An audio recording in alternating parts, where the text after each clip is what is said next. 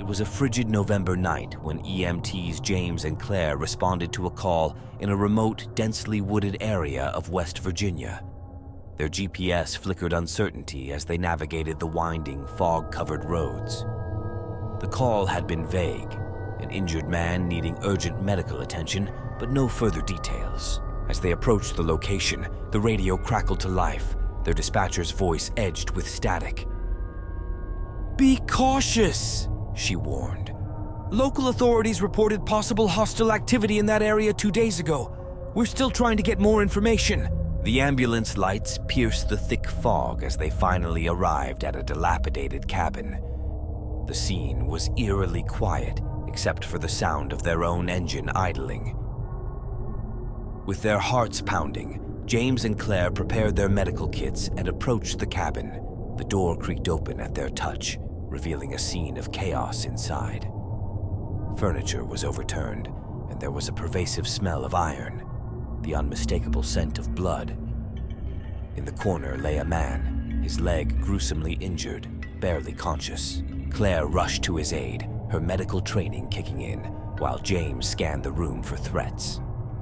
As Claire applied a tourniquet to the man's leg, he grabbed her arm, his eyes wild with fear. "They're still here," he whispered hoarsely. Chills ran down their spines as they heard rustling from the back of the cabin. James grabbed a flashlight, signaling Claire to stay with the patient. He cautiously moved towards the sound, his hand steady on the handle of a concealed utility knife. In the shadows, James saw movement, an unnaturally pale figure, its eyes reflecting light like an animal's. Before he could react, the figure disappeared with astonishing speed. Heart racing, James returned to Claire, deciding they needed to evacuate immediately. As they loaded the patient into the ambulance, the forest seemed to close in around them. The trees rustled violently despite the lack of wind, and distant, indistinct whispers filled the air, making their skin crawl.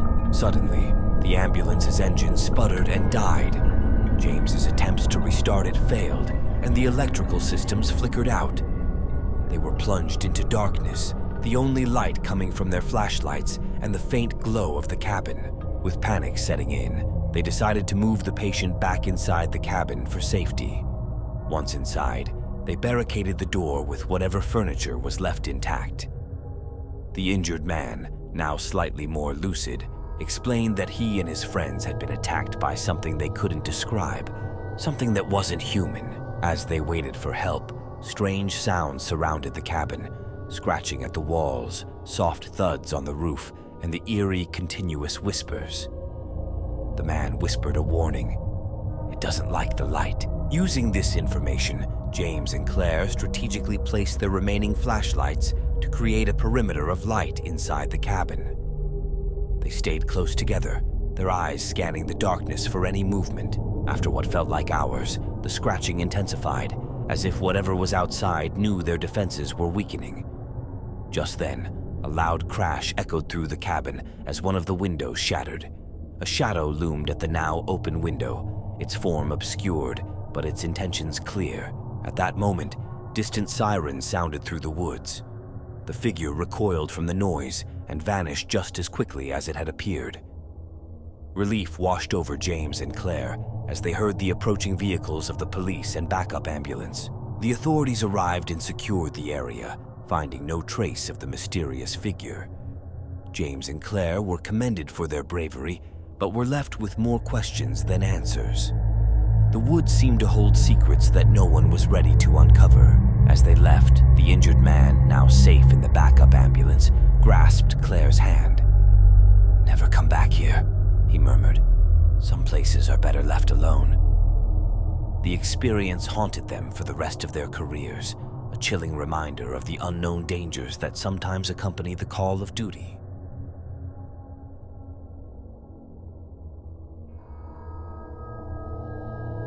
Paramedics Anita and Marco had just started their midnight shift when the call came through. A cardiac arrest at an old industrial park on the outskirts of town, a place rumored to be haunted due to its tragic history of accidents and untimely deaths. As they drove through the empty streets, the old industrial buildings loomed in the moonlight, casting long shadows. The air was thick with a cold mist that seemed to press against the windows of the ambulance, creating an oppressive atmosphere. They arrived at the specified address, an abandoned warehouse. The building stood silent, its large rusted gates creaking as the wind blew through broken windows. The only light came from their ambulance and the dim glow of the moon above. With a stretcher in tow, they entered the warehouse. The inside was vast and empty except for scattered debris and old machinery. Their footsteps echoed off the concrete floors, the sound unnerving in the vast, dark space. They found the patient, a middle-aged man, lying near an old assembly line. He was pale and unresponsive. Anita quickly checked his vitals while Marco prepared the defibrillator. Time was of the essence. As they worked to stabilize the man, a sudden noise startled them. It sounded like metal dragging across the concrete. Marco looked up briefly, his flashlight beam cutting through the darkness, but saw nothing that could explain the noise. They continued their efforts, managing to revive the man. However, as he regained consciousness, he seemed terrified, his eyes darting around as if expecting something to emerge from the shadows. "They're watching us," he muttered repeatedly. Trying to reassure their patient while packing up their equipment, Anita and Marco heard the noise again, this time followed by a faint, eerie whispering that seemed to come from all around them. The temperature dropped, their breaths visible in the cold air. They hurriedly moved the patient to the stretcher, the sense of urgency growing. The whispering grew louder, now joined by the sound of footsteps approaching from the dark corners of the warehouse. As they wheeled the stretcher towards the exit, a series of loud bangs rang out as several pieces of machinery inexplicably fell over, blocking their path. Panic set in as they realized they were not alone. Marco tried to clear the debris while Anita stood guard. The whispering intensified, and a shadow seemed to flicker in the periphery of their vision. The patient screamed, thrashing on the stretcher, "They're here!" Just as Marco cleared a path, the shadow materialized into a discernible form, a dark, human-like figure, its edges blurred and shifting. It moved toward them, its presence chilling to the bone. Anita grabbed the defibrillator paddles and, thinking quickly, turned them towards the figure, pressing the charge button.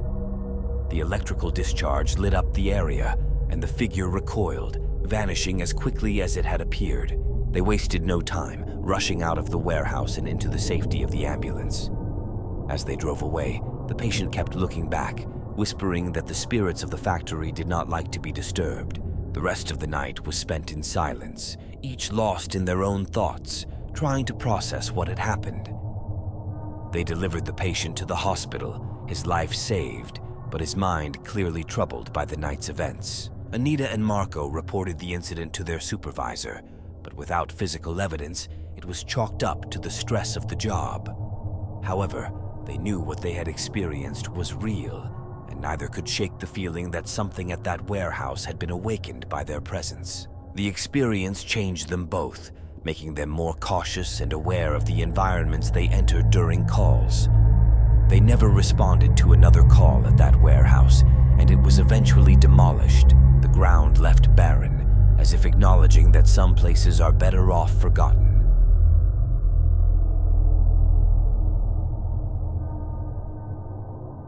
Late one stormy evening, seasoned paramedics Sarah and Luke received a distress call from a woman reporting that her husband was having a severe allergic reaction in their car, stranded on a notorious stretch of highway known for its high number of accidents and ghostly sightings. As they drove toward the location, lightning illuminated the sky, briefly revealing the desolate landscape around the notorious Oak Ridge Highway.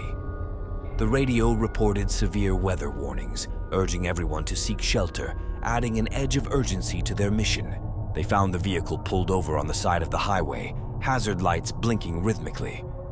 Approaching the car, they noticed the woman waving frantically from the passenger side, her face marked by panic and fear. The husband was in severe distress, struggling to breathe. Sarah quickly administered epinephrine, while Luke prepared the oxygen mask. The storm seemed to rage louder around them, as if protesting their intervention. As they stabilized the man, the woman, still visibly shaken, thanked them and mentioned how they appeared just when she thought all hope was lost. She spoke of seeing a figure in the rearview mirror, standing in the road behind them, which had vanished when the ambulance lights had cut through the darkness. Luke, intrigued and a little unnerved, glanced back towards the road. For a split second, he thought he saw a shadowy figure standing in the rain, but when he blinked, it was gone. Shaking it off as a trick of the light, he helped Sarah load the patient into the ambulance. As they headed to the hospital, the storm intensified, making visibility nearly zero. Sarah monitored the patient in the back while Luke focused on the treacherous road ahead. Suddenly, Sarah called out, her voice tight with panic. "Luke, the equipment! It's acting up! The monitors are flickering and the defibrillator is turning on and off on its own," she reported, baffled by the malfunctioning gear. The patient, though stable, looked around fearfully, murmuring about seeing shadows moving past the windows.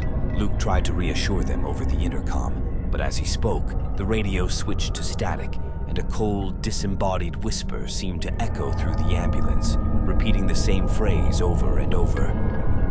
"Leave this place." Heart racing, Luke glanced in the rearview mirror and saw, to his horror, the reflection of a pale, distorted face beside Sarah. Slamming on the brakes, he turned around, but there was nothing there. Just Sarah looking back at him in confusion. "Did you see that?" he asked, voice shaking. Sarah had seen nothing, but the patient started screaming, pointing to the empty air beside him, crying out about a woman whispering in his ear. They decided to pull over, the situation becoming too bizarre to ignore. As they stopped, the electrical malfunctions ceased abruptly, and the inside of the ambulance was suddenly very quiet, the storm's fury muffled by an unexplained stillness. Gathering their courage, Sarah and Luke stepped outside, the rain pelting them mercilessly. The highway was deserted, the only sounds of the storm and their own breathing. Yet both felt the presence of someone, or something, watching them. The patient's wife, now outside with them, pointed down the road to a faint, flickering light. "That's where I saw her, standing right there," she whispered, her voice trembling. As they looked, the light flickered out, and a chill wind swept down the highway, carrying with it a faint, mournful wail. Deciding they couldn't linger, they hurried back to the ambulance, the air inside now feeling safer and warmer. As they drove off, the radio crackled back to life, resuming its normal function as if nothing had happened. They delivered the patient to the hospital without further incident, but the experience lingered with them. Later, Luke researched and found multiple reports of ghost sightings on that stretch of highway, often described similarly to what the patient's wife had seen. Though they continued their work as paramedics, Sarah and Luke could never quite shake the feeling of being watched whenever they passed that stretch of road on future calls. They never experienced anything quite like that night again, but the memory of the phantom passenger haunted both their dreams and their waking thoughts for many years.